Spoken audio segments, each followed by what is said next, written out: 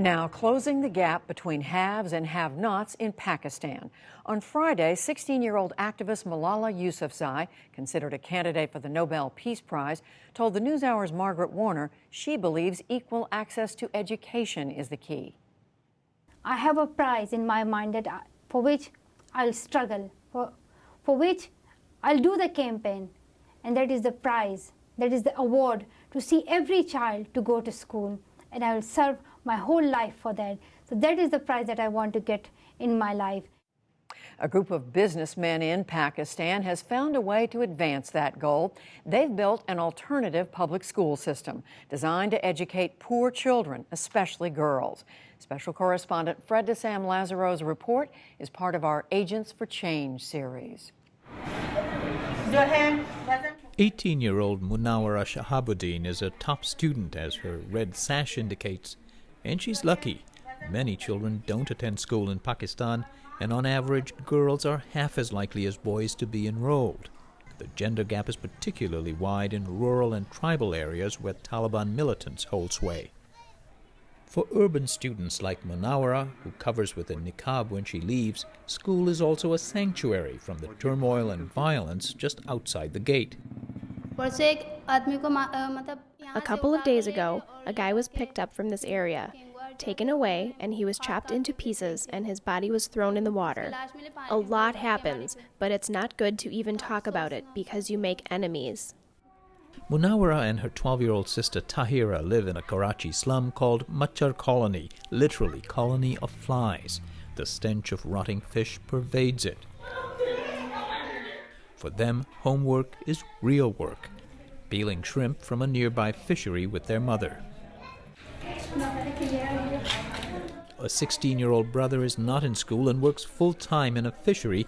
He's replaced the family's father, Shahabuddin, who's now disabled, as the main breadwinner. Like two-thirds of Pakistan's 190 million people, this family lives on less than $2 a day. I'm sick. I can't do anything. I can't even feed them. I want them to be educated and make something out of their lives. This is a primary school. The founder of the school these girls attend says the solution to this family's poverty and just about any of Pakistan's economic and social problems lies in education. Now, take for instance family planning. If you educate a girl or a man, that person will never have 8 or 10 children. If you come to health, hygiene probably accounts for 50% of health problems. If a person is educated, he'll be more clean and keep his children more clean. Mushtaq Chapra says he and a few other successful businessmen decided they wanted to give back to society, and in 1995 they began building schools for the poor. If you look at the construction, we tried to maximize or use the materials which are locally available. They founded the Citizens Foundation, widely known as TCF, which built and runs this K-12 school and nearly 500 others in villages and slums across Pakistan. We wanted to give them what our children, the children from well-to-do families, have been through, and who have gotten that kind of education with proper classrooms, books, curriculum. Things mostly absent from a deeply corrupt government school system these children would otherwise attend, he says, with telling consequences, like the difference in graduation rates. The average percentage of the government's results from the high school is in the vicinity of 40 to 43%. Citizen Foundation children have results of in excess of 95%. We are not doing some rocket science here. We are doing basic stuff. We are just doing it right.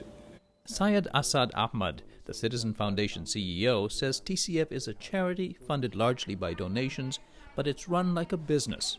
Every school must show progress, their goals clearly stated. A big goal for the organization is closing the typical 20% enrollment gap between boys and girls. One of my own key performance indicators is my percentage of girls, is it increasing or not? And we are pretty close to 50-50. 47% girls are studying in our schools. Our target is to take it to 51. And inshallah, we'll do that in the next few years. TCF schools have a number of amenities that are not taken for granted in Pakistan's schools. A safe environment, clean classrooms, books and desks. But perhaps the most critical, at least to get girls to attend, are working bathrooms. In a society where tradition and modesty are important, one other decision was key to enrolling girls, made at the insistence of a parent. She said that if you have male teachers in the schools, I'm not sending my daughter to your schools. With one stroke, we decided that we have no male teachers. The teachers, the principal, and even the training staff is all female. However, TCF schools are coeducational, unlike most public schools. To sell the concept, the group invites parents and community leaders to visit. When they come and see the utter respect and the way the education is being handled, the way the boys are being taught to respect the girls. So there is a total change of outlook and mindset of the parents. And TCF hopes to shift student attitudes on matters of gender. It's called Amal and Zain. So it's the story of a brother and sister. The foundation has begun printing some of its own textbooks. Shazia Kamal, a curriculum developer, says they're cheaper and more updated than what's available in the market. They encourage critical thinking and new ideas, as in this 5th grade English text showing boys and girls playing cricket together. They can actually play against each other. They can actually play cricket. And in doing so, these kind of messages talk of equality, gender equality. The messages are subtle, she says. This can be a culturally sensitive matter. One doesn't feel that there is any reason to rock the boat. Founder Chopra says threats from extremists are infrequent, but he admits there are no-go areas, notably the Swat Valley, where Taliban gunmen shot the young activist Malala Yousafzai last year. Girls who do attend often find their lives transformed. Fatma Ayub now teaches in a semi-rural TCF school. I attended this school. I live in this village. In the past, nobody knew who I was, but now everyone knows me. If I go to the doctor's office, parents, the children, all call out, "Teacher, teacher," when I walk by. So I'm very happy. Her colleague Saima Naz says many students now set their sights higher. When they first get here, the boys have one concept in their mind: matriculate from high school by hook or by crook and get a job as a driver. Once here, their eyes are opened and they realize there is more to life than being a driver or going to work in Dubai. Chopra expects the 125,000 students who attend TCF schools will go on to be their main source of support. For now, the $20 million annual budget comes largely from individual, corporate, and foundation donors. They'll be economically powerful, they'll be educated, and they'll go back to their villages and their slums and look after their own brothers and sisters who are studying in that school. Munawara Shahabuddin hopes she can be in that group. I want to become a reporter. There are so many things that happen in this area, and nobody reports about it. I'd like to create an awareness of what goes on here. But what about the fear she'd expressed earlier about saying things that could make her enemies? Undercover reporter. I'll be an undercover reporter, she said.